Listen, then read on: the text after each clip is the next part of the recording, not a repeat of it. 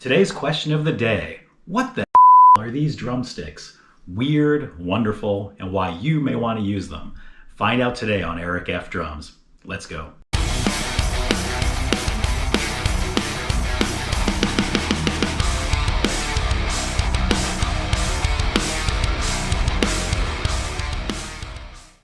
Hey, real quick, just a shout out to one of my favorite YouTube drum channels. As you see today, I'm representing the Drum Addict. I highly recommend you check out what they're doing. Eric and Loretta are amazing people. They've got a cool channel, and I got this shirt there. I'll put links in the description below. You should get yours too, and certainly follow what they're doing. So who puts rubber on the wrong end of a stick, you may ask? Apparently, Field Electronic Drums does. Why, you may ask? Because they can? Nah, there's got to be a better reason than that. And actually there is, because the folks over at Field, basically their view is that they've flipped the script on how sticks should be made, especially for electronic drummers like myself. You know, they seem to think that rubber belongs on sticks and not on your cymbals. And that could be kind of controversial. And I say this is controversial because many electronic drummers have played rubber cymbals for years. And as you guys know from some of my other videos, I've recently moved to a whole set of Field electronic cymbals. There's not a piece of rubber in the whole bunch of them, completely made out of metal. So they are much more like just normal acoustic cymbals that have really awesome triggers built in. A big part of why electronic drummers are electronic drummers is they like the idea of quiet play. And that's why a lot of them use, mesh pads and rubber cymbals. So when people like myself move to metal cymbals like the Fields that I have, the first question that always comes up is, how loud are they compared to rubber cymbals? Does it cause a lot of distraction? Is it acoustically in the room too loud? And a product like these sticks really helps sort of combat any of those sorts of issues. So really, the point of these sticks from Field are that it gives the drummer the chance to choose between either quieter play or the ability to use a traditional wood stick. So let's hit some of the details first, and then I'll get onto my impressions. Now, first of all, this is not an inexpensive stick, but I think there's a lot of reasons why. So MSRP on the Field Electronic Drums website is $39.95 for a pair of sticks. They allow for quieter play on acoustic cymbals, so regular traditional cymbals, electronic rubber cymbals, and electronic metal cymbals like what I've got here.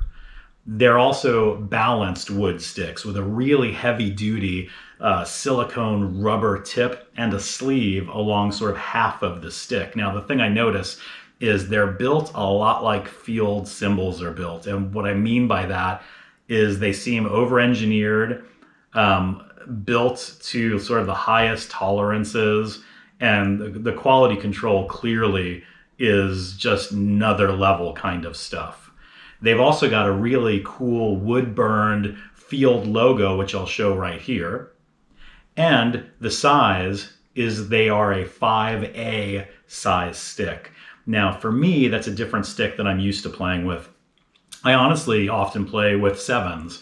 I like the lighter sticks, especially as I get older. I just feel like they're a little easier on my joints and my arms and wrists. But these are a 5A, and I think that's really the sweet spot for most people's sticks anyway. At least it seems that way with most of the drummers that I know. I'm now going to let you hear some in-room audio of the difference between me playing my metal Field cymbals with my normal wood sticks with nylon tip, which is what I've always played, as compared to the Field rubber sticks.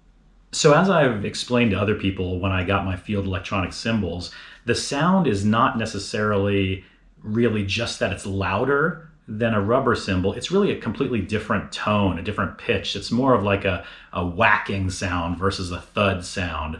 So here you can see me playing with the Field rubber drumsticks on my kit. And really, it's just making a more subdued sound. It's more of a thud and less of a metallic sort of higher pitched whack sound. So it sounds a lot more like hitting a traditional rubber cymbal. So if you're used to that kind of an environment, that kind of a sound, that's what this really reminds me of now. Okay, so let's do a comparison now between the wood and the rubber. This is the In-room noise not going through the drum module at all. Wood.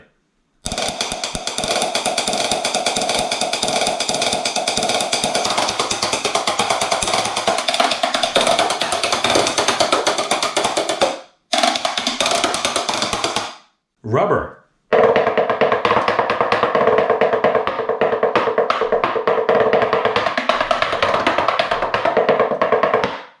Wood.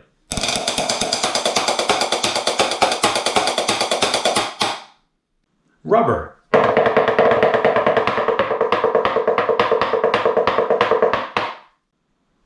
Wood. Rubber. So hopefully those in-room sound samples helped you sort of differentiate a little bit between using the field rubber sticks versus a traditional wood stick on metal cymbals. If you were using them on rubber cymbals, you could just assume that they're even quieter in both situations. Now to my overall impressions. First, let's talk about the things that I really liked about these sticks. First off, it absolutely allows for quieter playing. Undoubtedly, I could tell a marked difference in the room between using my wood sticks and also the field rubber sticks. The second thing is they perform really, really well.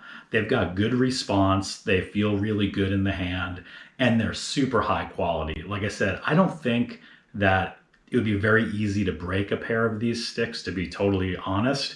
They just feel like they're very over-engineered.